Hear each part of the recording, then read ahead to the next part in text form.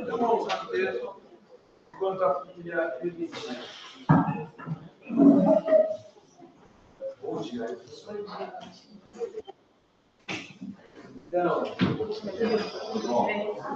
Bernardo, prazer, Bernardo. Tudo bom? Tudo bem. Bom, vamos lá? Então, tenho o prazer de dar início ao nosso terceiro diálogo entre as chapas inscritas no processo eleitoral, que é a comunidade do IPCLP. Então, hoje a gente recebe com muito prazer a chapa do professor Milton, do professor Bernardo, que a gente está aí, né, no meio desse processo eleitoral. O processo começou em agosto, dura durante setembro, e as eleições acontecem em breve, né? Então, do dia 1º ao dia 3º de outubro. Queria relembrar toda a comunidade participa do processo, né? Então, servidores, docentes, técnicos educativos e estudantes votam, na estudantes de graduação e pós votam no processo, o processo vai acontecer online, vocês vão receber e-mails com instruções sobre o processo, tá? Então, a gente vai dar início aqui à apresentação, são os mesmos blocos que a gente já teve com as outras chapas. A gente começa com uma apresentação da chapa, depois a gente passa para as perguntas dos segmentos, perguntas livres e o encerramento da chapa. Então, fiquem muito à vontade para dividir o tempo entre vocês. A gente também não está tão rígido com o tempo. Eventualmente, se quiser que um responda ou o outro, fiquem super à vontade nesse sentido, tá bom? Então, muito obrigado. Vamos passar para a apresentação inicial. Isso. Muito bom dia a todos e a todas. É um prazer estar aqui. Eu já conheço há muito tempo o campus. Quando estive na Pró-Reitoria, quero agradecer a acolhida do professor Daíra, da professora Renata, a Adela que nos recebeu também. Tenho amigos aqui, me sinto em casa. Eu sou o Leonardo Bill, sou engenheiro agrônomo formado na Faculdade de Ciências Agronômicas em Botucatu, unespiano durante toda a minha vida. E eu estou aqui juntamente com o professor Bernardo Mansano, que fará a sua apresentação também, compondo a chapa 1 nesse processo eleitoral para a escolha do reitor e vice no próximo quadriênio, né, que inicia em 2025. A nossa chapa é Orgulho de Ser Unesp. Quando nos foi sugerido esse slogan, assim, nós entendemos que se encaixou de uma forma perfeita aquilo que nós vivenciamos durante toda a nossa carreira aqui acadêmica da nossa universidade. Né? Bom, como eu disse, eu estudei na Unesp, eu fiz agronomia lá em 75, faz algum tempo. Antes de existir a Unesp, ela foi criada em 76. Depois, em 79, fui contratado, fiz, naquela época, ainda como auxiliar de ensino, tem só 2 hoje dentro da nossa universidade. Fiz a minha carreira inteirinha lá, com exceção do mestrado e doutorado que eu fiz na UFRGS. Fui diretor lá, vice-diretor, presidente daquele campus. O campus de Botucatu é um campus complexo, sobretudo pela presença do Hospital das Clínicas. Então, é um campo muito grande, e a época que eu fazia a gestão do campo, o hospital ainda era nosso. Hoje ele está na Secretaria da Saúde. Né? Depois eu fui assessor na antiga PRAD, Pró-Reitoria de Administração, e, embora eu não fizesse parte do núcleo, digamos assim, de apoio do professor Sandro, eu fui convidado por ele para assumir, durante a gestão dele, aquilo que seria a Pró-Reitoria de Administração, mas já com um plano de ampliar a estrutura administrativa da universidade. E eu preciso fazer um breve relato, um breve histórico da nossa trajetória lá, porque tem muito a ver com hoje. No dia de hoje, eu acho que é importante isso, um breve relato, não é? Que a gente vai fazer. Daqui a pouco o Bernardo fala. Ele está me enquadrando, olha, ele vai voltar a me enquadrar agora. Bom, quando eu assumia, nós tínhamos 3 instâncias, assim, a PRAD, que é a Pró-Reitoria de Administração, que era muito grande, que existia, e duas paralelas, a APRO, que cuidava de obras, né, a engenharia toda ficava ali, e a APE, que é a assessoria de planejamento estratégico, que pensava o nosso orçamento. E elas estavam, assim, de certa forma, dialogando pouco. Essa foi a ideia, então, que nós tivemos de agregar, então, a Pró-Reitoria de Administração, essas duas instâncias paralelas aí, de forma que ficasse todos formando uma equipe gigantesca, logicamente, chegamos a ter 148 servidores na reitoria sobre essa estrutura, mas que foi importante. Por quê? Porque ali nós pensávamos o orçamento juntamente com quem executava o orçamento. Então, deu um dinamismo muito maior, sobretudo em 2017, quando nós assumimos, um desafio quando nós assumimos. Muitos se lembram, a gente não tinha folha de pagamento completa, foi um momento difícil que a gente viveu na nossa universidade, e eu quero relembrar isso porque são momentos que nós não podemos perder da memória. E foi difícil a gente recompor isso, 3 anos para recompor, não foi uma coisa muito fácil de resolver, embora a gente tivesse, de certa forma, apelado ao governo do Estado, digamos assim, a tentativa de, pelo menos um empréstimo, alguma coisa assim, absolutamente, nós tínhamos que nos virar sozinhos, inclusive, com algumas falas até um pouco pejorativas, não é? Olha, vocês têm autonomia, esse problema de gestão. Não adiantava falar que a gente havia crescido em 2003, com 36 novos cursos, mais 8 cidades, 8 novos campos, isso não interessava para eles. Né? Isso era fruto aí de um movimento da economia que nos apertou, porque isso não tinha significado nenhum. Tínhamos que resolver a nossa situação por conta, e demoramos 3 anos para que isso acontecesse. Né? E teve um outro ponto extremamente importante que a gente faz questão de lembrar, que nós não podemos perder da nossa memória, foi que naquele período, em 2019 foi um ano importante para nós. Tem muito a ver com a nossa história. Foi o ano que nós comemoramos 30 anos daquilo que nós entendemos como sagrado para as 3 universidades públicas paulistas, que é a nossa autonomia orçamentária financeira. Né? Então, ela foi conquistada a duras penas, lá em 89, depois de uma greve muito pesada, um movimento muito forte na época do governo Quercia ainda. Bom, conquistamos isso e ela só foi benéfica, não é, para nós, a autonomia. Nós gerimos de uma forma muito adequada, aumentamos muito o número de vagas, o número de campos, não é? Aumentamos a qualidade da nossa pós-graduação, da graduação, inserção internacional, artigos publicados, tudo isso veio no bojo, digamos assim, da nossa autonomia orçamentária financeira. Né? A gente sempre coloca, eu sempre faço questão de colocar, se existe ainda algo em que o Estado, o serviço que o Estado oferece, e que é melhor que o privado, ainda é o ensino superior. Acho que todos os demais serviços o Estado perde para a iniciativa privada. Isso tem muito a ver com o que nós fazemos aqui. Então, a gestão das 3 universidades públicas paulistas sempre foi um modelo. E uma única vez em que nós apresentamos alguma fragilidade, digamos assim, foi quando nós não pudemos honrar com os nossos compromissos patronais. Né? A gente não tinha a folha completa, levamos algum tempo assim, e ela foi aproveitada. Como que ela foi aproveitada, essa fragilidade? Em 2019, que a gente completava 30 anos de autonomia, o CRUESP fez lá digamos, uma comemoração muito bonita, mostrando dados importantes de todo o crescimento e qualidade que nós tivemos com a autonomia, mas foi aproveitado aquela fragilidade nossa pela Assembleia Legislativa, naqueles que não eram contentes, não são contentes com a autonomia universitária, inclusive muitos executivos paulistas, muitos governadores também, sempre tentam, de uma forma ou outra, mostrarem a sua insatisfação com a autonomia. Essa que é a realidade. Pouco tempo atrás, aqui mesmo, 2 meses atrás, a nossa autonomia ela foi, de certa forma, questionada de novo, quando se tentou colocar 2 faculdades de medicina grandes, caras, dentro do nosso orçamento, sem o aporte necessário. Por que eu estou lembrando isso? Porque em 2019 fomos convocados pela Assembleia Legislativa, a gente não pode esquecer isso, uma CPI das universidades públicas. Esse é um momento muito tenso que nós não devemos nos esquecer nunca. Porque foi muito tenso.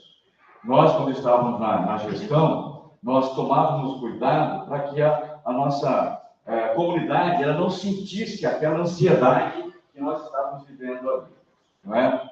Aquele momento, a gente sempre comenta, né? A gente ouve todos os dias aí televisão, tal, noticiário, CPI daqui, CPI dali, mas a gente não se dá conta, porque desde que você não seja o convocado.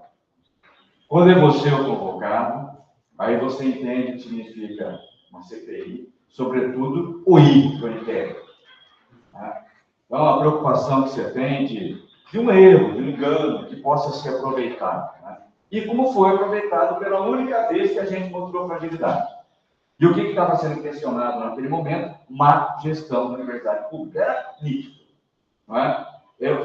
Tem que se relembrar desse momento para que ele nunca mais se repita. Foram 11 deputados, não é, que compuseram aquela comissão parlamentar de inquérito, 8 deles claramente tendenciosos no sentido de desqualificar a nossa autonomia orçamentária financeira por má gestão. Não é? Desses 11, só 3. E onde eu vou, eu faço, e onde eu estiver, eu sempre faço questão de lembrar do nome desses 3 deputados que nos ajudaram. Só 3. Vasos Munhoz, professora Bebel e Desi Brandão. Merecem o nosso crédito, porque eles entenderam o que estava acontecendo, entenderam a mensagem que nós colocávamos do crescimento das redes públicas paulistas em função da autonomia e nos defendiam. Todos os demais 8 só desqualificavam a nossa universidade. Bom, foram 6 meses, não é? De um momento muito tenso. Eu me lembro que eles solicitavam os processos, a gente tinha que encaminhar lá para a comissão, e chegava a encher a caçamba de uma S10, os processos que iam, né? Para poder, e mandavam perguntas para respostas. Foi muito difícil. Né? Bom, passamos aquele momento, o relatório apresentado foi praticamente um atestado de idoneidade para nós, porque não apontava nada. A gente não tinha essa preocupação, porque não tinha nada errado. Gente. O único, digamos assim, a única fragilidade nossa era só a nossa folha que não estava completa. E eles caracterizaram isso como má gestão. E o pano de fundo foi isso. Foi isso. Porque a USP foi lá convocada, ficou pouco tempo, foi embora, a Unicamp também, e a Unesp ficou 4 horas, depois de um mês, mais 4 horas. Foi a única lei convocada. Né? E, obviamente, tinha a ver, segundo os deputados que colocavam claramente, né, que a gestão da universidade não estava adequada. Passamos aquele momento, 2019 foi um ano muito importante para nós não devemos esquecer disso nunca. Equacionamos a universidade, passamos pela CPI, havia uma perspectiva de 2020 muito bom para nós. Né? E aí, 15 de março, estoura a pandemia, todo mundo sabe do reflexo disso, nós perdemos muito dinheiro e quase que a nossa folha que a gente recuperou vai embora de novo, mas a economia ajudou e no final do ano de 2020 nós entregamos a universidade saneada com 2 folhas de reserva, enfim, saímos com o sentimento do dever público. Né? Por que você está lembrando isso agora? Está lembrando porque são questões que a gente coloca, que nós passamos por um momento muito difícil, foram os 4 anos mais difíceis do ponto de vista orçamentário, financeiro e político que a Unesp passou. A gente não gostaria de reviver isso. E eu lembro que agora em 2023, final de dezembro de 2023, nós estávamos no Conselho Universitário e tivemos que aprovar uma peça orçamentária com um déficit de 296 milhões de reais. Né? A folha de 292 milhões. Então, ou seja, de certa forma, a gente voltou à questão de 2017. É óbvio que o momento econômico é outro. Eu me lembro, naquele período que a gente vivia, o PIB crescia 0,4%, 0,5% ao ano. Não é? Aqui, aliás, teve uma notícia muito boa esses dias aqui, que o PIB deu um salto de 1,5% no trimestre. Essas são notícias muito boas, que ajudam a recuperação. Mas o fato é que nós aprovamos uma peça orçamentária deficitária para esse ano, não é? E que ela deveria ser recomposta durante o ano em função do crescimento de ICMS. Então, esse eu vejo que é um ponto que nós devemos cuidar para que não se repita o que aconteceu em 2017. Então, ou seja, uma luz amarela acendeu, porque a gente já havia passado praticamente 4 anos de uma condição de ajuste. E tínhamos, assim, 4 anos muito ruins e agora 4 anos extremamente positivos, com uma reserva financeira, às custas da pandemia, de despesas não executadas, de quase 1 bilhão e 800 milhões. Né? Honesto, nunca teve uma reserva tão alta nesse ponto assim. Mas isso ela veio por uma situação muito infeliz. Veio única e exclusivamente pela pandemia. A gente quer que nunca mais se repita isso. Bom, o fato é que a gente está aí, a economia está ajudando e há a possibilidade de recuperar esses 300 milhões, quase 300 milhões até o fim do ano. Né? Mas a gente tem aqui um orçamento que daqui a pouco já está entrando aqui na LDO, Lei de Diretrizes Orçamentárias, que o governo já passa, até sair a lua no final do ano e para ver o nosso montante ainda, o que vai ser para 2025. Né? Então, a gente espera, logicamente, que pelo menos haja aí um impacto naquilo que a gente recebe como dotação e o que nós temos como despesa para executar. Né? Para que não incorra de novo uma condição como essa aqui, para que dê tranquilidade. Por que você fala? Os nossos projetos acadêmicos, né, são impactados diretamente, por exemplo, não há como. Né? Eu sempre coloco, não há refeição grátis. Certo? Todos os nossos projetos, sejam eles lá com relação à nossa folha, reposição de servidores administrativos, reposição de servidores docentes, equiparação, né? Programa de permanência, Unesp Saúde, aí vai. Não é? Os TI das unidades, todos eles são impactados pelo nosso orçamento, não tem como você viver. E quem viveu naqueles 4 anos mais difíceis, como a gente viveu, a gente entende a dificuldade de você ter um projeto acadêmico interessante e não conseguir executar.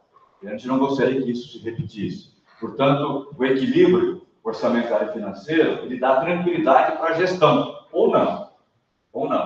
Não é? Eu me lembro que eu sempre repito, naqueles 4 anos que eu passei, houve um momento que eu me cansava de falar não.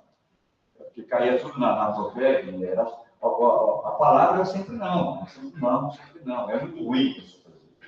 Felizmente, a gente passou aquele período, estamos nessa condição de agora, não é? E a gente gostaria que nós não voltássemos a viver aquele momento tão difícil que a gente viveu. Tomara que a gente faça um ajuste de novo, para que nós não tenhamos mais a figura do professor substituto, que nós não tenhamos mais mesas vazias de servidores administrativos, não é? Que a gente consiga ampliar o nosso programa de permanência, que ainda deve ser ampliado, porque nós não estamos atendendo a todos os alunos com relação digamos assim, as suas necessidades, não é? A sua vulnerabilidade socioeconômica. Nós temos muitos campos sem restaurante universitário ainda, sem moradia, a gente tem consciência disso. Vai levar um tempo para a gente poder ajustar isso, mas esse tempo pode ser estendido por um tempo muito maior, porque você não tem um ajuste, você não tem um equilíbrio orçamentário financeiro que impacta diretamente as suas ações. Né? Eu lembro sempre de um fato interessante. Eu fiz as 3 universidades caminham em paralelo, e eu lembro agora que há 1 ano e meio atrás, quase 2 anos, que a USP, por exemplo, ela abriu uma faculdade de medicina, que certamente é o curso mais caro que tem dentro da nossa universidade, das nossas universidades, né? Lá no campus de Bauru, dentro da sua contraparte. Né? Então, acho que isso demonstra o quê? Demonstra equilíbrio, demonstra ajuste. Mas a USP, ela sempre teve. Não, 2013 não. 2013 ela foi obrigada a fazer um PDV, certo? Por medidas erradas, não é? De gestões anteriores. Me lembro, estava no PRESP naquele momento. O professor Zago precisou fazer um PDV, foi muito criticado naquele momento, foi duro de tomar aquelas decisões, não é? Mas foi uma medida acertada, se ajustou, e agora está equilibrada, ou está equilibrada de novo, que consegue criar uma nova faculdade dentro da sua própria parte, e certamente se isso ela está propondo, está executando, é porque não tem a dentro do professor substituto, não tem mesa vazia, alguma coisa nesse sentido, porque não teria o menor sentido você criar, não é, uma nova estrutura como aquela pesada, como uma escola de medicina, não é? Sendo que você está ainda com a figura do professor substituto. Então, isso é um modelo assim, que a gente... E a Unesp viveu um tempo assim. Ela viveu. O fato é que ela deu um salto muito significativo de crescimento lá em 2003, que até hoje está em impacto. Até hoje está em impacto, né? Quando você cria 36 novos cursos e 8 cidades, 8 novos campos de uma vez só. Isso é difícil de equacionar, né? Tá? Então, nós temos que trabalhar nesse sentido para que a gente tenha equilíbrio nas nossas ações aqui agora, né? Então, eu vou passar a palavra agora para o professor Bernardo, para a sua fala, e depois a gente vai, como que é de praxe, abrir aqui para as nossas questões, que a gente possa responder. Senhor Bernardo. Bom dia a todas e a todos. Eu sou Bernardo Mansão Fernandes, sou do Departamento de Geografia do campus de Presidente Prudente e também trabalho no Instituto de Políticas Públicas e Relações Internacionais, no campus de São Paulo, onde eu coordeno uma cátedra Unesco de Educação do Campo e Desenvolvimento Territorial. Trabalho junto com o professor Davis. E lá também nós criamos, resultado da cátedra, do trabalho da própria cátedra Unesco, criamos um programa de pós-graduação em desenvolvimento territorial na América Latina e Caribe, aonde nós agora acabamos de criar o doutorado. Tínhamos o mestrado desde 2011 e agora criamos o doutorado.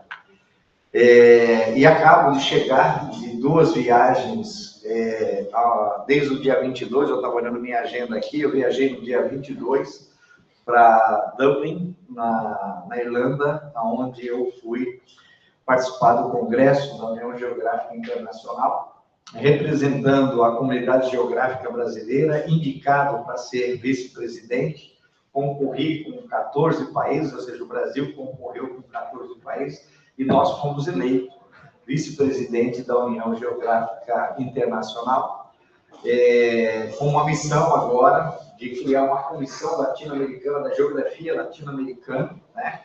Nós temos como proposta, por exemplo, criar pós-graduação na Bolívia, criar pós-graduação no Equador, e fortalecer a geografia latino-americana no mundo, dialogando com a geografia asiática, dialogando com a geografia africana, com a geografia europeia. Isso vai ser feito por meio de pesquisa, por meio de eventos, por meio de publicações, e é um trabalho que nós, da Unesp, né, que é a única universidade no mundo que tem 3 cursos de geografia, né?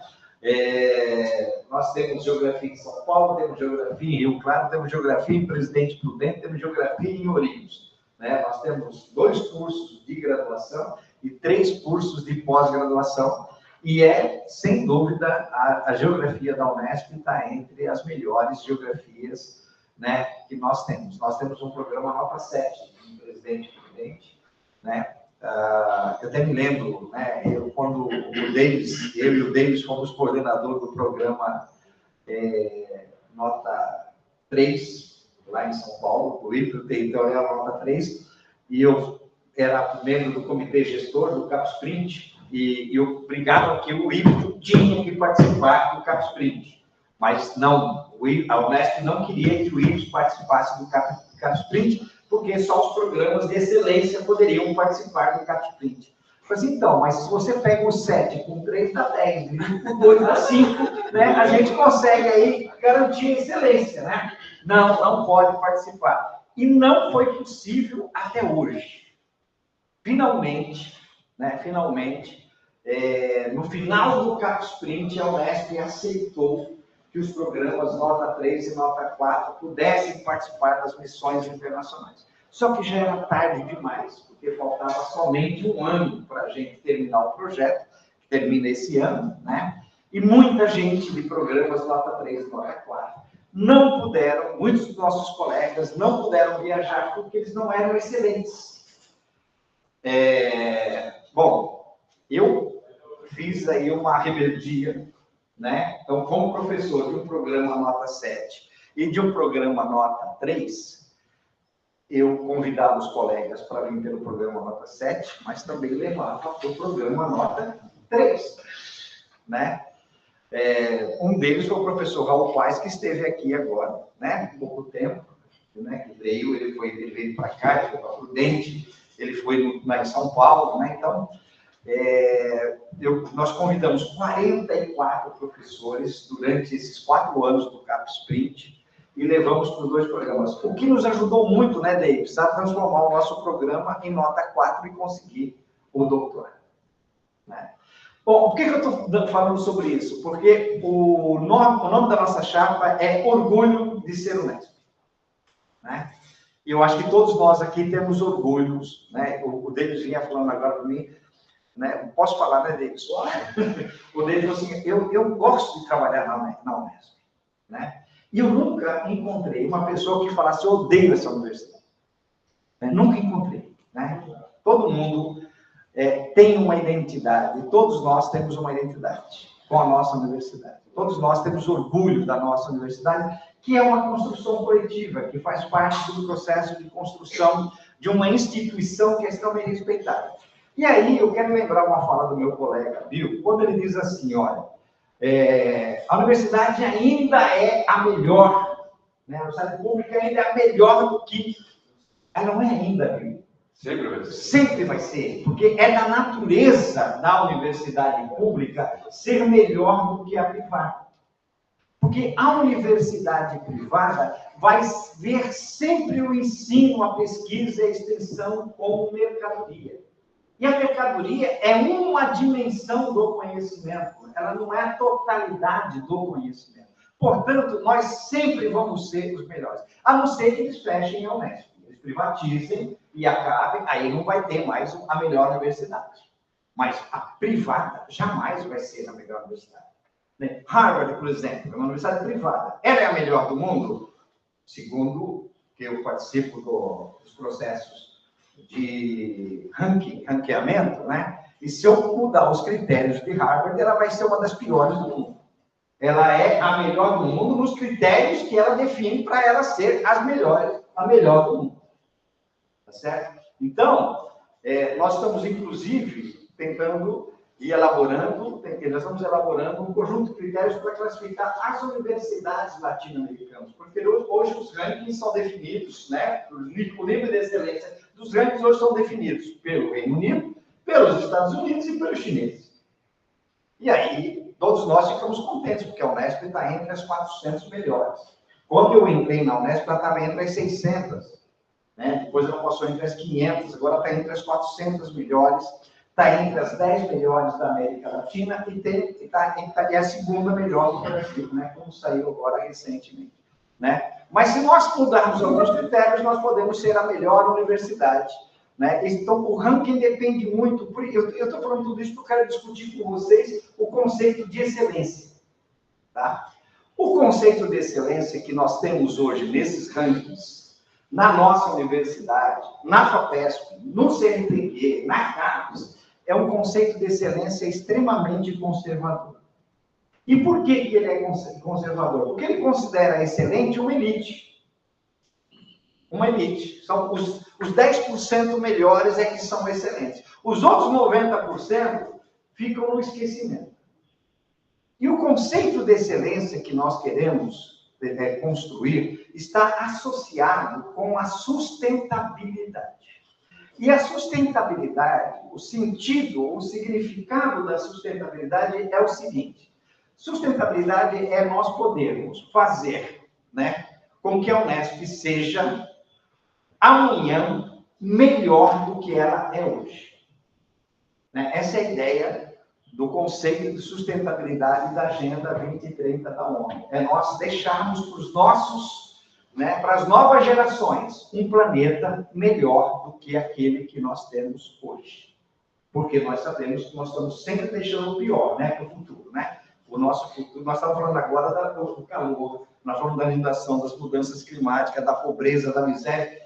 Ou seja, nós precisamos mudar essa realidade. Então, o conceito de sustentabilidade associado ao conceito de excelência faz com que a gente veja a excelência não só como os 10%, mas o 100% precisa ser excelente. Cada pessoa precisa ser excelente naquilo que ela faz. Então, não adianta uma pessoa ser excelente porque ela tem milhares de citações, milhares de artigos publicados, né, se ela não se preocupa com a própria universidade, se ela não se preocupa com a situação do país, se ela não se preocupa com a solidariedade, se ela não se preocupa com a cooperação, se ela está muito mais interessada na meritocracia, se ela está muito mais interessada na competitividade. Então, esses são valores, né, que nós queremos mudar na nossa universidade. Nós queremos discutir a excelência como uma condição de pertencimento associada à ideia de sustentabilidade. E não criar competitividade entre nós, porque o sentido da competitividade está associado ao avanço do neoliberalismo, que faz com que uma pessoa tente tirar o lugar da outra, desterritorializar a outra pessoa. Não é isso que nós queremos. Nós queremos ter um planejamento participativo, colaborativo. Então, nós temos aqui o nosso plano de gestão, em que a gente recebeu contribuições de docentes, técnicos administrativos, discentes, e ele continua aberto. Nós já estamos com vários anexos chamados contribuições da comunidade, ele continua aberto para que a gente possa receber essas contribuições e colocar, né, para que nós tenhamos, se eleitos, né, uma condição de fazer uma gestão da Unesp, onde a gente possa romper, né, um retrocesso que nós vivemos nos últimos 4 anos, um retrocesso tão forte que até para fazer o plano da própria infraestrutura, temos que abrir editais e fazer com que as unidades tenham que competir uma com as outras. Né? Não tem o mínimo sentido, né? Nunca vi uma universidade ter que fazer edital para tratar do seu planejamento, da contratação de professores, de todas as atividades que nós precisamos, né, para nós podermos ter orgulho de ser honesto, para nós podermos ter excelência, para nós podermos ser sustentáveis. Então, isso é um dos pontos principais, é um princípio do nosso plano de gestão. E nós temos um problema estrutural, que vem se acumulando há anos na nossa universidade, que se chama-se terceirização. A terceirização é um recurso econômico, né, da economia neoliberal que leva à precarização, ao empobrecimento, à desqualificação, né? Que não se preocupa nem um pouco com a condição de vida do trabalhador ou da trabalhadora. E nós colocamos no nosso plano, nós queremos criar uma agenda de transição para eliminar a terceirização, não só dos técnicos administrativos, mas também dos docentes. No meu curso de Geografia, no 3º ano, Renata, eu dou aula no 3º ano, gente, Geografia Agrária. Eu tive que sair do 3º ano para ir para o 1º ano, porque o professor de pensamento geográfico era uma pessoa recém-contratada e ele não tinha uma bagagem para conseguir segurar os alunos no 1º ano, porque já metade já desistia no 1º ano. Então, eu saio do 3º ano para trabalhar com uma disciplina que é extremamente teórica, pensar geograficamente, né? E aí, para tentar convencer essas jovens e esses jovens que vale a pena continuar estudando na universidade. Aliás, participando do Congresso de Geografia agora no Lago São Francisco, né, uma professora minha, a professora Beth Seara, 85 anos, ela falou assim, ela ia fazer a fala de abertura, estava junto com ela, né? Ela falou assim, gente, só quero falar uma coisa para vocês. Por favor, não parem de estudar. Né? Porque as pessoas estão parando de estudar. Nós estamos tendo sério, o mundo inteiro. Eu, como representante, né, da Cátedra Unesco de Educação do Campo, da Unesp, eu faço reuniões com universidades do mundo inteiro. Todas as universidades do mundo estão tendo problema de evasão. Eu estava até comentando com o Odair agora, Odair. que as universidades europeias só estão bem porque os chineses estão indo explorar. Se a China tirar os alunos de lá, elas afundam. Elas afundam também. Porque lá também eles enfrentam esse problema. Então, no meu terceiro ano, que eu saí do terceiro ano, né, então eu animo o aluno no primeiro ano, vem outro colega, anima no segundo, chega no terceiro ano, Renata, não tem um professor contratado. Todos eles são temporários. Estão lá para dar só aulinha e sair correndo para dar outra aula em outro lugar. É possível ser excelente assim, gente? É possível ter sustentabilidade desse jeito? Não, não é possível. E é isso que nós queremos mudar na nossa universidade. É isso que nós queremos discutir, né? Nós temos condições de mudar isso, evidentemente que isso não se muda numa gestão, mas nós precisamos criar essa cultura. Nós precisamos criar uma cultura de sustentabilidade e excelência, mas uma excelência em que todos e todas vão se ver dentro da importância do seu papel dentro da universidade. Então, esse plano de gestão, a nossa candidatura, Bill e Bernardo, Bill e Mansano, né, está aqui para debater com vocês essa perspectiva, pessoal, que nós estamos colocando aqui.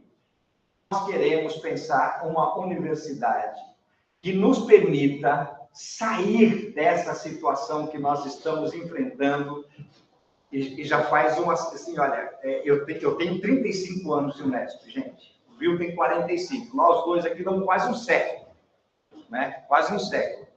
A gente precisa construir uma cultura de continuidade. Nossa, assim, cada gestão que vem faz uma cagada, depois vem outra e faz outra. E aí o Bill vai lá na CPI, né? Tem que responder, né? E nós não podemos continuar vivendo com essa situação. Então, nós precisamos mudar a nossa universidade. E é com esse espírito que nós estamos aqui para debater com vocês. É isso, obrigado. Fábio. Vamos aguardar agora. Quer falar mais alguma coisa? Não, era só isso. Eu só quero complementar uma apresentação. Vamos. Todos os que têm uma estatura acadêmica, como tem o professor Bernardo, são pessoas muito humildes, não se preocupam com a sua própria apresentação. O senhor Bernardo, ele é uma instituição, ele é uma instituição. Ele não gosta que eu fique falando, mas eu falo, mesmo ele não gostando. Não é? É o autor mais citado da Unesp, tem 18.000 citações, algo impensável, professor Bernardo. Segundo mais citado no Brasil, em todas as áreas do conhecimento. Aqui, o professor Bernardo Mansano. Eu faço questão sempre de lembrar isso aqui, porque ele, com seu jeito tranquilo, né, pode passar a impressão, não passa a impressão, certamente, da sua estatura acadêmica. E eu quero colocar, professor, que quando o senhor se dispôs a compor essa chapa na nossa empreitada, eu me senti validado. Muito obrigado por o senhor estar aqui comigo, sobretudo agora que acabou de ser eleito vice-presidente da União Geográfica Internacional. A comunidade não tem muita noção do que isso significa. A Globo teve, o G1 teve, e não saiu uma linha no site da Unesp. Uma linha não saiu. Isso não pode acontecer. A posição que ele alcançou nesse momento, em termos globais, competindo com 14 países indicados aqui pelo Brasil, pela América Latina, e conseguiu ser o eleito, não é? É algo que não pode passar despercebido. É um orgulho para o nosso país, para a América Latina e Caribe, que o indicaram. Sobretudo, um orgulho para o momento, ela nunca teve alguém numa posição como o professor Bernardo conquistou semana passada. E, lamentavelmente, a nossa universidade não veicula uma notícia tão importante quanto essa, embora tenha chegado na universidade essa informação.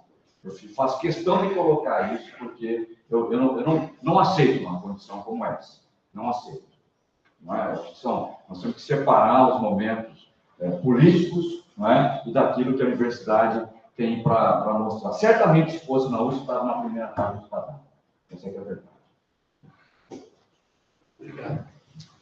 Bom, queria agradecer muito as introduções iniciais. Agora a gente vai passar para o segundo bloco. O segundo bloco são perguntas feitas previamente pela comunidade. Então, os segmentos se reuniram, formularam algumas perguntas, e aí as pessoas vão só apresentar as perguntas que foram formuladas coletivamente. Tá? Então, vamos começar fazendo a mesma ordem que a gente fez, né? Vou começar com o Dirceu, representando o setor dos servidores técnicos administrativos. Obrigado, Dirceu. Deixa isso com eles e esse aqui a gente fica aqui. Bom dia, professores. É um prazer tê-los aqui. E eu parabenizo o professor pela conquista dessa vice-presidência. Eu represento os técnicos administrativos. A primeira pergunta que nós temos para o grupo é a seguinte: qual a sua opinião sobre a atual aplicação da gestão de desenvolvimento profissional das competências, GDPC, aos servidores técnicos administrativos honestos? O seu nome, por gentileza. Dirceu. Deixa eu ligar ele. Precisa segurar para ele ligar. Isso. Dirceu, muito obrigado pela sua questão. Acho que cabe um breve histórico aqui. Bom, você está há algum tempo na universidade, né? E você lembra ainda do plano de carreira antigo, que era o famoso ATP, né?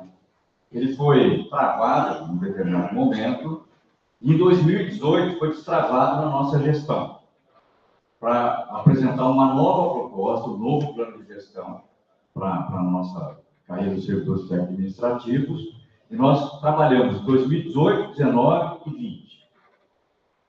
Eu represento o CAD naquele momento, e nós estávamos no impasse. Estava quase finalizado a nossa proposta, mas havia muito ruído ainda. Havia muito ruído. Havia descontentamento de um lado, do outro.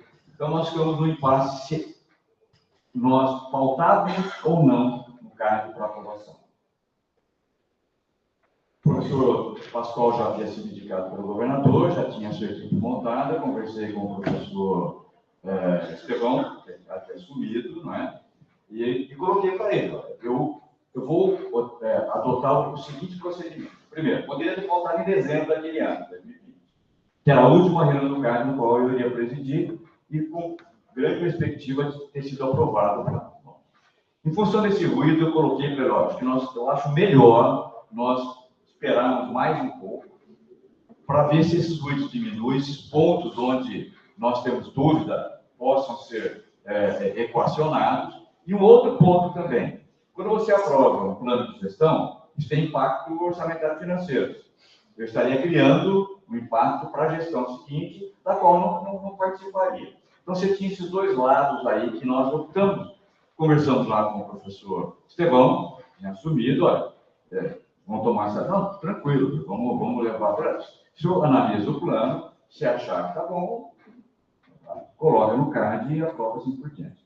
O fato é que depois ele continuou a discussão em cima disso, e agora há pouco tempo só que foi aprovado o GDPC, com todos os ruídos que podem ter acontecido. Eu me lembro de uma fala no Conselho Universitário, que eu fiz a esse respeito, quando foi pautado. Ele veio do CAD, foi pautado lá e também com ruído. Todo plano sempre tem. Então, eu coloquei assim: olha, vamos fazer o seguinte, já fiz um paralelo com sistemas institucionais. Me lembro quando eu assumi, nós contratamos pessoas para desenvolver os vários sistemas institucionais, esses grades, esses PGs, tinha para poder... Olha, mas não está pronto. Eu falo: roda. E aí aparece, eu vou lá e arruma, atualiza, como acontece nos aplicativos de maneira geral. Então, a minha ideia naquele momento, do GDPC também, foi conclamar no Conselho Universitário, porque eu sabia o tempo que as pessoas dedicaram em cima disso para poder. Roda. Aí o problema já aparece e depois a gente vai pontualmente, digamos assim, corrigindo, né? Bom, mas houve uma insatisfação geral, de uma maneira que a gente tem percebido aqui, sobretudo com a trava dos 20%, que agora foi, segundo a auditoria nova que o professor Capello assumiu, né? acabou então tirando essa taxa de 20%, né? De certa forma, segurou um pouco o plano inicialmente como é. Bom, há muitas dúvidas com relação a isso, muitas dúvidas, não é? O que a gente propõe com relação a isso? O CAD, para mim, é o colegiado mais difícil que tem para... Eu, sinceramente, eu acho menos difícil você dirigir um conselho universitário com o CAD. As discussões são muito complicadas. Então, o que nós queremos? Dentro de uma fala que eu sempre tenho feito, se nós levarmos em consideração as leis estaduais federais e não ferirmos as leis estaduais federais, não é? Nós podemos criar as leis aqui dentro, os regulamentos que regem a nossa vida. Então, que eu sempre coloco, quem é que cria todos os regulamentos e as leis aqui dentro? Nós. Quem que criou o GDPC? Nós que criamos. Certo? Quem que criou os critérios, por exemplo, de ascensão na carreira? Nós. Professor titular, professor livre. Nós é que criamos. Então, se qualquer modificação que haja necessidade de ser feita, nós podemos fazer a todo instante. Então, por isso que a gente coloca assim, criar uma comissão, e eu faço questão de um ponto importante, nós colocamos permanente. Então, a todo instante ela existe. Para quê? Para questões pontuais, onde haja alguma ponto que não está atendendo determinada categoria, ou tem pontos que podem ser corrigidos, apresenta, pauta no CAD, aprova no CAD, pauta no senhor, é pronto. Eu não vejo dificuldade. Se eu dependesse de uma lei estadual, Assembleia Legislativa, uma lei federal, Congresso, mas não é o caso. Não é o caso. Então, tem algo aqui que, por exemplo, o GDPC, eu participei da avaliação, tem um laboratório lá, eu participei da avaliação lá em Botucatu também. Lógico, criou essa situação e tem grandes ruídos, né? Muitos ruídos. Eu vejo que há necessidade de rever. Eu vejo que há necessidade de rever esse plano. Isso não era o meu. Não era o meu. Ele foi modificado em alguns sentidos, não é? E vamos rever. É simples. Eu não vejo grande dificuldade, porque se eu dependesse de aprovações externas, eu não dependo. Nós aqui que mudamos isso aqui. Então, a resposta que eu tenho para te dar, Dirceu, é essa. A nossa proposta é a seguinte: não tem entradas aqui, está atrapalhando a tarefa do servidor administrativo, vamos fazer revisão. Não tem complicação em relação a isso. Muda e pronto. Certo? Está aqui na página 49 do nosso plano de gestão. Tá certo? Veja esse plano de gestão, está robusto, muito bem feito, está aqui já previsto. E o que eu faço sempre pensando em colocar, e já vou adiantar isso aqui é um documento. Está muito bem feito, dezenas e dezenas de horas de pessoas se dedicaram a fazer. Então, se a gente coloca uma diretriz como essa, é para ser seguida. A gente vai seguir essa diretriz. Bom, gente, quando o Bill me procurou para eu ser parceiro dele nessa chapa, eu quis conhecer um pouco da vida do Bill, né? E aí eu já sabia que ele tinha sido pró-reitor, e também conheci um pouco da vida acadêmica do Bill, mas eu percebi uma diferença enorme entre nós. O Bill tem uma experiência, né, administrativa, de gestão na Unesp, que eu não tenho. Né? Então, a minha vida toda, aos 35 anos, foi na pesquisa, na docência e na extensão. Então, eu não tenho. Então, Dirceu, vou falar sobre o GDPC. Não sei nada, gente, do GDPC. Absolutamente nada. Agora, eu visitei desde o início o Dirceu, uns 15 campos já da universidade. Pergunta para mim, quem falou bem do GDPC? Quantas pessoas? Pergunta. Nenhuma. Ninguém. Pô, essa coisa não presta, caramba. Tá claro. Não é verdade? Bom, se isso aqui não presta, pessoal, como que nós mudamos isso, então? Rapaz, né? Como é que nós mudamos? Bom, a lógica é a seguinte, pessoal. Qual que é o princípio que nós temos aqui? O nosso princípio é de excelência com sustentabilidade. Isso tem que valer para o GDPC. Ou seja, ou o GDPC coloca na condição de excelência todas as pessoas que estão sendo avaliadas, E aí, excelência não significa competitividade, não significa exclusão, a excelência não significa meritocracia, a excelência significa mérito, reconhecer a capacidade, o valor das pessoas, significa incluir todas as pessoas, significa a cooperação, é isso que significa. Então, eu quero dizer para vocês o seguinte, né? Se eu for vice-reitor e eu tiver que tratar disso, eu vou tratar disso no sentido de nós podermos constituir essa comissão permanente que vai rever de acordo com os interesses e as necessidades de uma excelência inclusiva, de uma excelência que valoriza o trabalho das pessoas. Então, é nesse sentido, Liceu, que nós estamos pensando, tá bem? Ou seja, essa é uma reclamação, pessoal, de todos os técnicos administrativos que eu conheci até agora.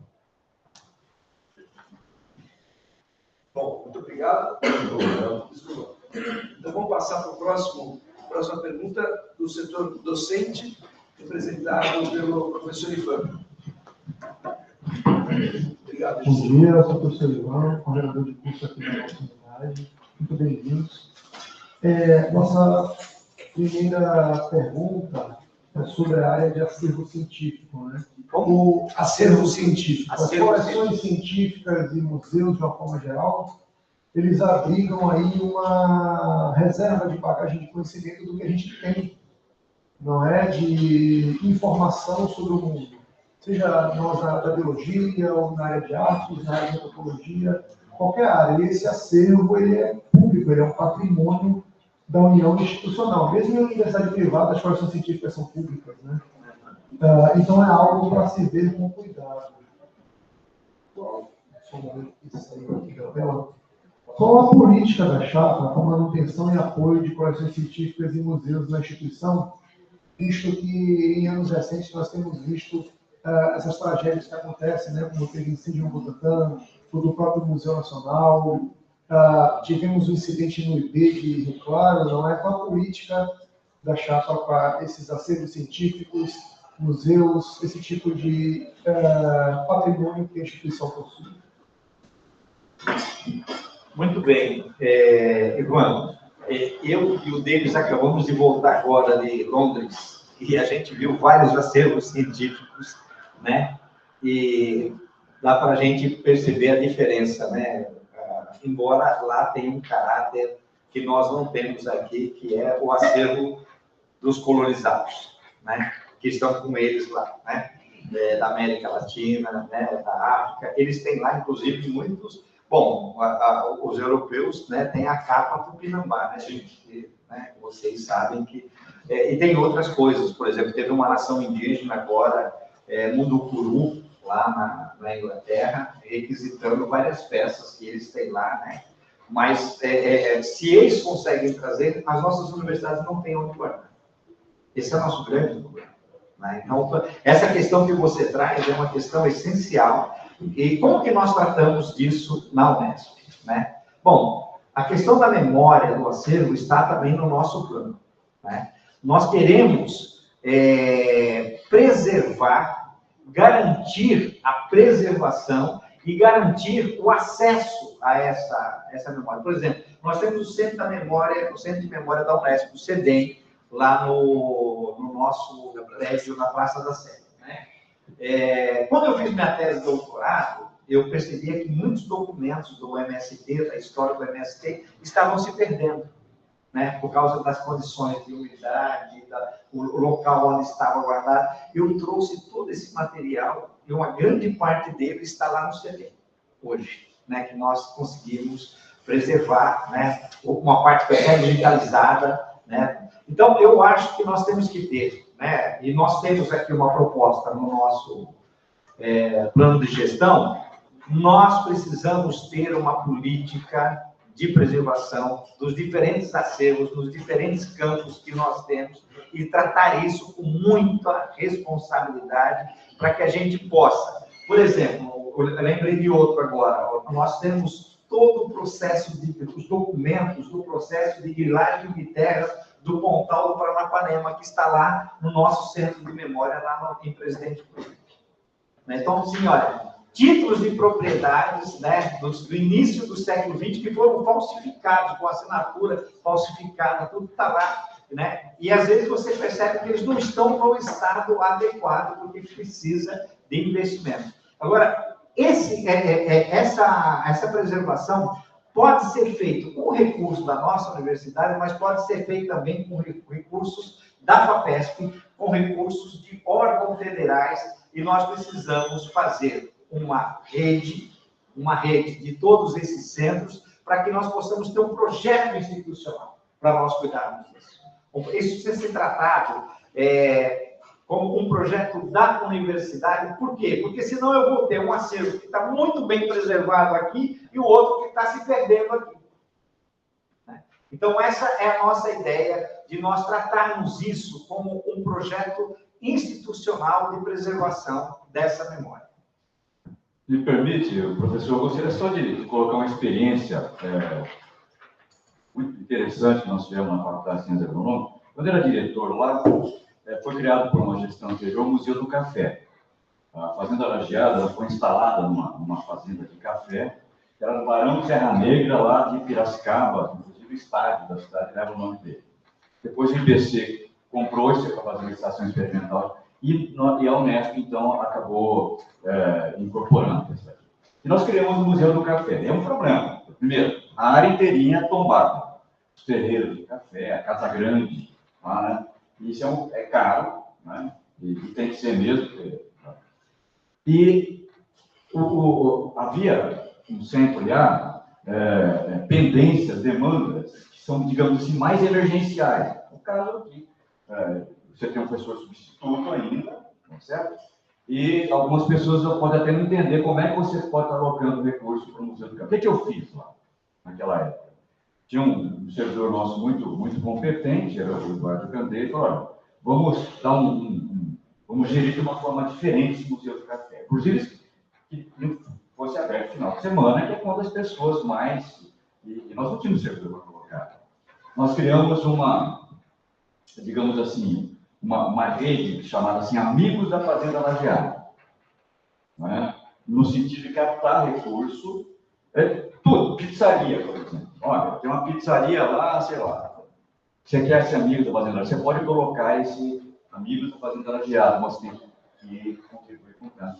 Muitas empresas entraram, certo? Permitiu que a gente fizesse pequenas intervenções, contratar gente em fim de semana para receber a maior parte das pessoas que visitar e visitar em fim de semana. Né? Então, isso na tentativa de manter, isso está aberto até hoje, esse museu, está lá.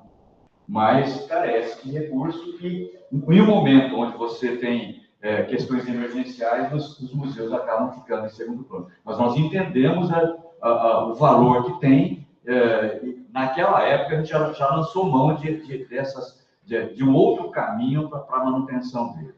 Eu acho que a gente pode lançar mão também de outros caminhos, uma vez que o nosso orçamento não tem as condições para que todos eles sejam atendidos. Eu vejo que é uma ideia interessante, foi boa lá, tá? Foi boa, persiste até hoje, então nós podemos utilizar esse modelo aí em outros também, eu vejo assim.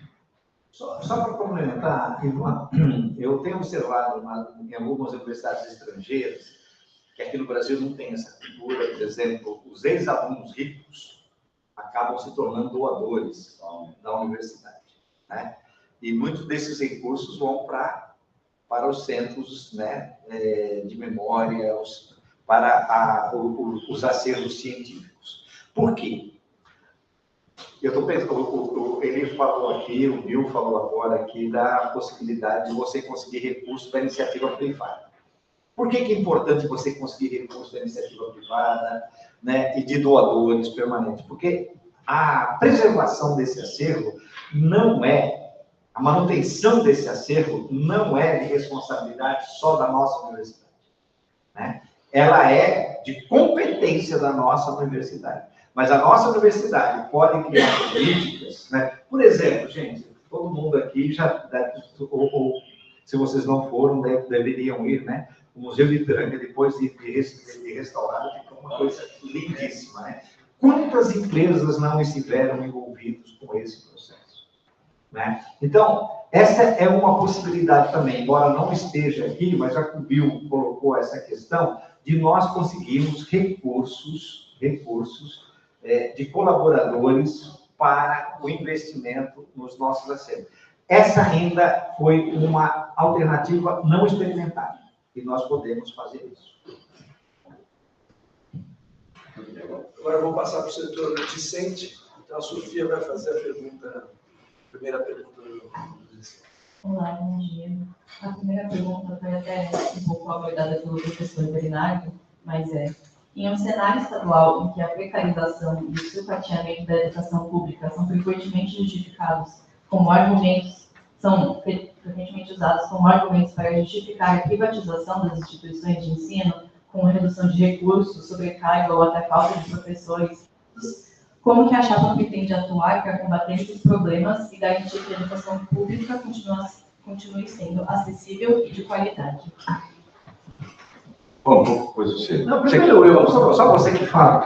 O Bill monopoliza, se eu deixar assim, ele monopoliza a palavra. E esse é um tema muito caro para mim, viu? Esse é um tema muito caro para mim, porque eu sou um defensor do serviço público.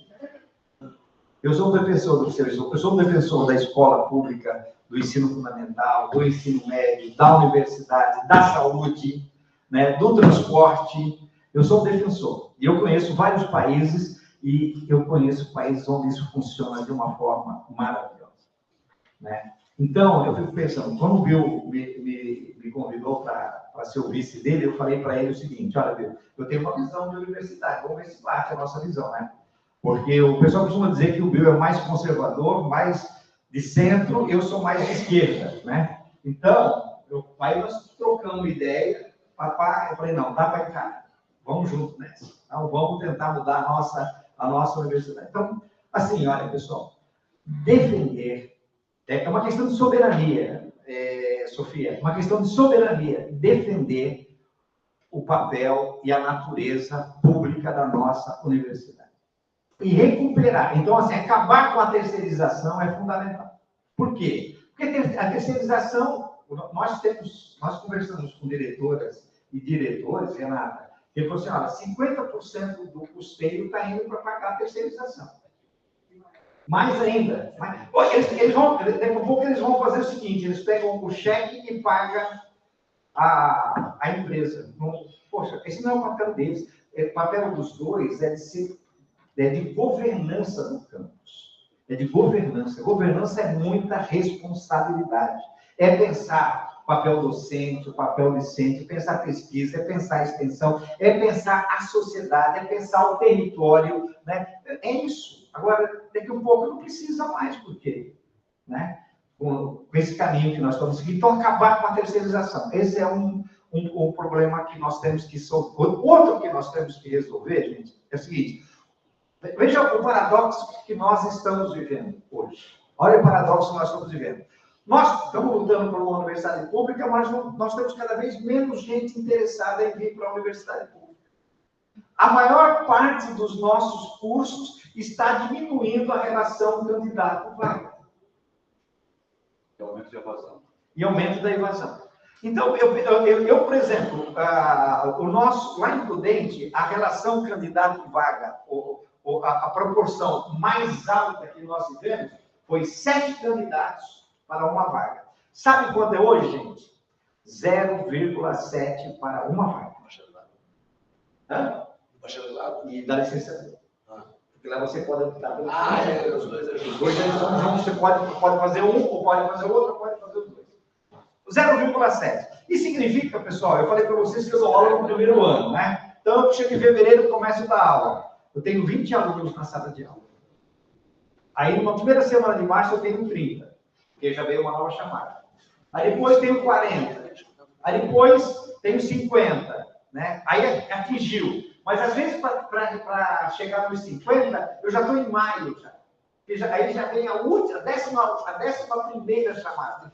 E eu tenho que fazer todo o trabalho de repor todo o conteúdo para que todos os alunos possam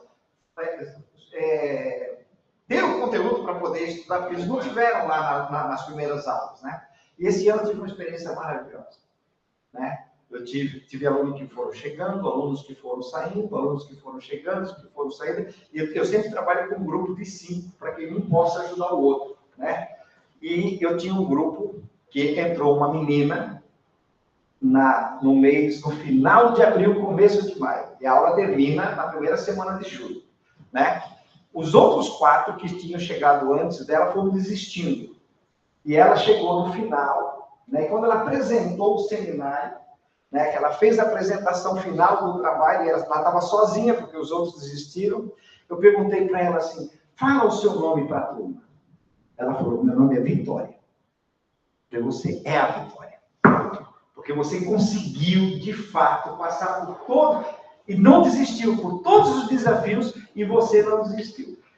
Bom, isso traz um problema, no que não é um problema, é uma política que nós temos que resolver, que é a seguinte, pessoal, permanência estudantil.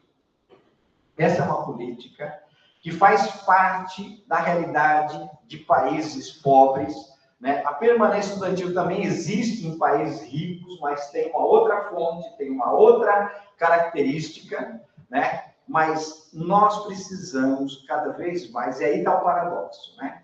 Ao mesmo tempo que nós temos um número, ou ao mesmo tempo que a gente vê diminuir o número de alunos na nossa universidade, aumenta o número de gente que está fora da universidade.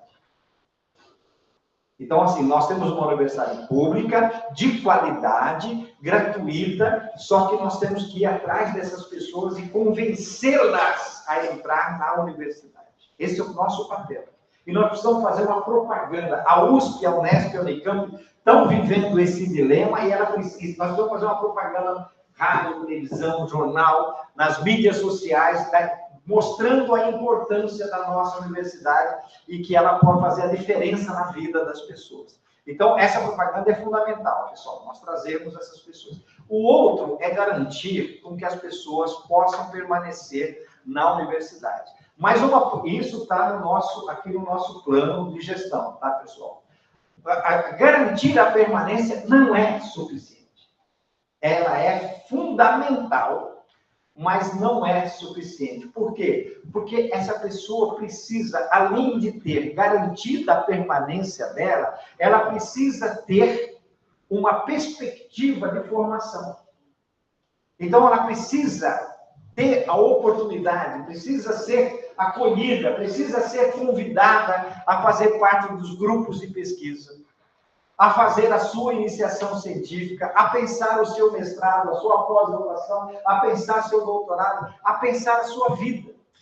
E os coletivos de pensamento que nós temos dentro das nossas universidades são os melhores lugares para nós fazermos isso.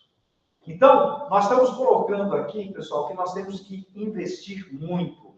A permanência tem que estar relacionada com a vida acadêmica, para que a gente possa ter, de fato, a excelência, né? Que a pessoa não está lá na universidade e ela não está tendo ideia do que está acontecendo dentro, o que nós estamos produzindo dentro da universidade, né? Os grupos de pesquisa, os professores, os alunos, os técnicos administrativos. Nós temos várias possibilidades de incluir essas pessoas. Então, Sofia, a nossa visão, minha, do Bill, que está colocada aqui, é de garantir essa governança, de garantir com que a gente possa construir todas as condições.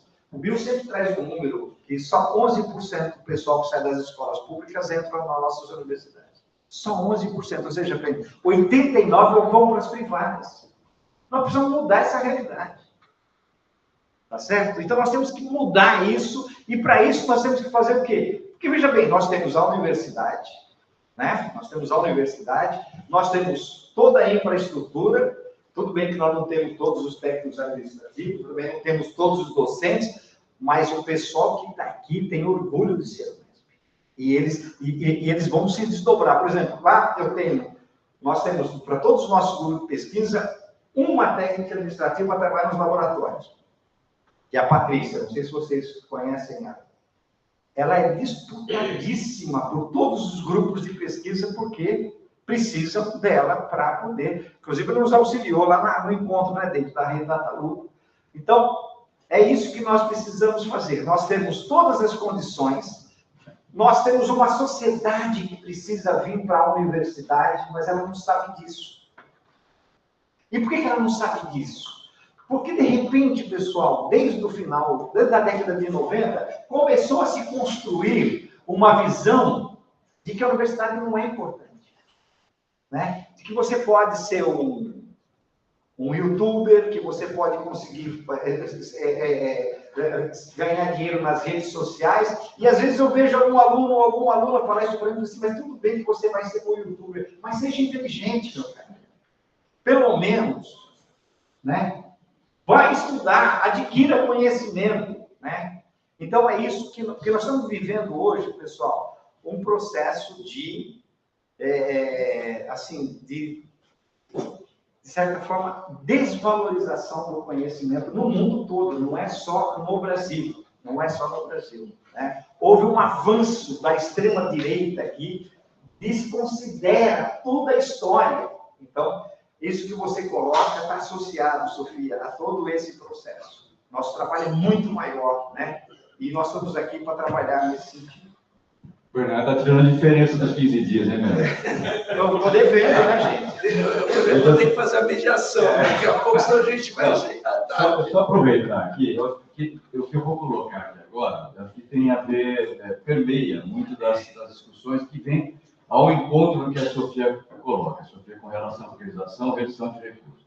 Mas todo um momento importante aqui no país, que é a reforma tributária que nós estamos fazendo nesse país, com a extinção do índice no qual o financiamento das três universidades está atrelado, não é? Que é o ICMS. Então, lógico que é um processo lento ainda, mas já tem o formato e como que isso vai ocorrer.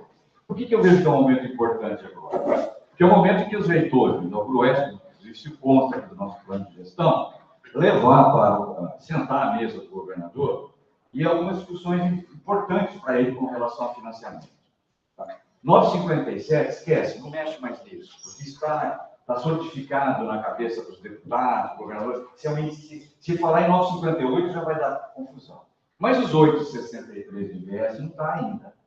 Foi feito um estudo muito bem feito. O professor Cláudio Paiva, lá de Araraquara, que foi coordenador do ProESP, é um orgulho para nós. Tinha economistas da USP, da Unicamp e também da Unesp, e o professor Cláudio Paiva que coordenou esse estudo, que mostra que os 9,57 do ICMS corresponde a 8,63 do IBS, o novo imposto que vem do IVA.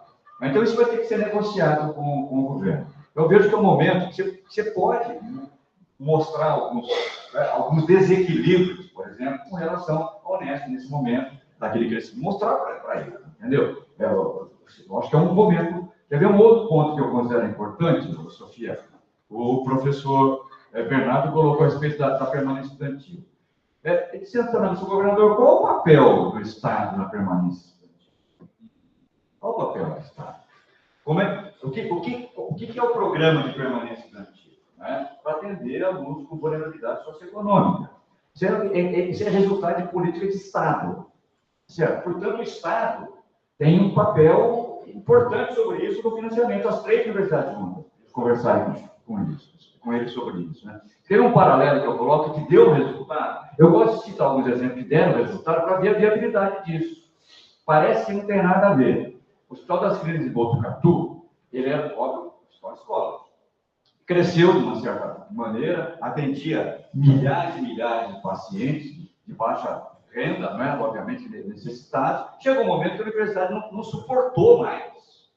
Não suportou mais.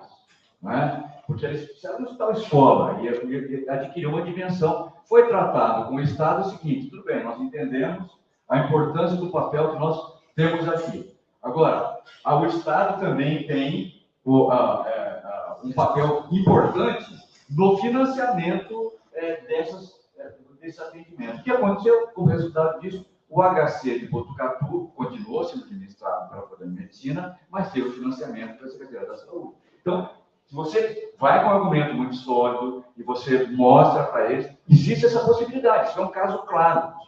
Certo? E esse financiamento que a saúde deu para o HC nosso lá, permitiu, por exemplo, criar mais 11 novos cursos de engenharia que a universidade tem hoje. Então, são aspectos importantes, exemplos bons que a gente pode usar, e também nós não podemos ir sempre com a ideia, o governador não vai atender, tá bom, não, você já tem? Vai lá. Vai lá, senta com ele. O governador gosta de conversar com o reitor? Nenhum deles. Nenhum. Certo? Mas conversar, esse é um momento importante. Pega a reforma tributária e senta na mesa aqui. Vamos conversar um pouco sobre isso? Falei pouco. Obrigado. Então, vamos fazer mais uma rodada, então. Por favor, Giseu. Todos na Unesp são servidores públicos, independentemente de seu cargo ou função. A progressão da carreira dos docentes é feita de forma automática com o cumprimento dos requisitos exigidos. Aos servidores técnicos administrativos, ela começará somente em 2025, com um delimipador de porcentagem, onde a maior parte dos servidores merecedores ficarão de fora. Como isso pode ser corrigido? Essa pergunta foi feita no início, então já houve uma mudança aqui, né? Dirceu, acho que o pano de fundo disso é equiparação, não é isso? Tá. Então, o que nós temos que colocar? É uma fala que tanto eu quanto o professor Bernardo, isso está aqui no nosso plano de gestão. Cláusula pétrea. Nosso plano de gestão. A equiparação, ela é justa. Há décadas já que nós entendemos essa disparidade, que nós, como todos vocês, temos essa equiparação com o USP e com o Unicamp, que vocês não têm, certo?